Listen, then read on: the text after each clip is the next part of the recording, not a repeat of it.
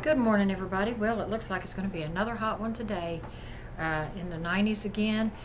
And I actually got a very early start. I always get an early start of the mornings, but more early this morning than usual. I opened the front door at 5 minutes till 6.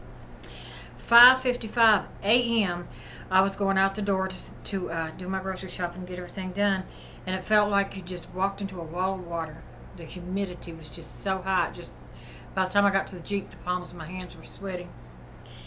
And by the time I got home from doing the shopping, it was already heating up pretty much in the Jeep. So I got home right about 8 o'clock.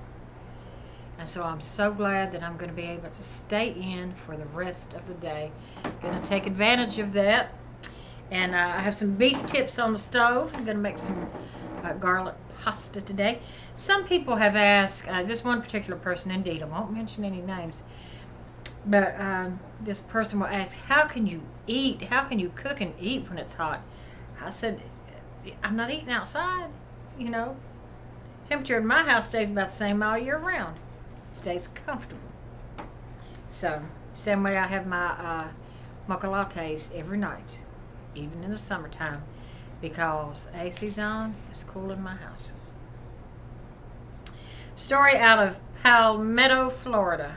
I'm not sure if I'm saying that right, but it's another zombie attack. If you all remember the man that got naked and ate the other man's face off in Florida back several weeks ago, and they've had a few little incidents since then, I believe, but this man, it was Wednesday night. His name is Charles Baker. Now, they said Charles Baker went to his girlfriend's house to see his children at 10:30 p.m. Now, you know, if somebody's come to see their children at 10:30 p.m., that's just not rational, because children are in bed, or supposed to be in bed by 10:30. In this day and times, I don't know what kids do anymore. I'm glad mine are grown. But he went to see his children at 10:30. He was belligerent when he was coming through the door, and he started yelling, turning the furniture over, ripping off his clothes, all at the same time. And there was another man there, and his name was Jeffrey Blake. I think Jeffrey Blake was like in his 40s. And Charles Baker was 26. Jeffrey Blake was in his 40s and tried to restrain Charles Baker. And Charles Baker just took a hunk out of his arm, a big piece of flesh out of his arm. And so he was able to hold him down, to get him down and hold him down, and the police were called. And now when the police get there, apparently there was more than one, there was a couple of them. When they get there, Charles Baker gets up, and he's cursing at the police. He's acting belligerent. He's not listening to them. He's still standing there stark naked. And so they had to tase him. And he went down, and then he pulled it out, and he got up. And they had to do it a second time. And he went down, and he got up after he pulled it out. So, but by that time they said there was already more backup there. So they was able to hold him down and handcuff him, and off to jail he went.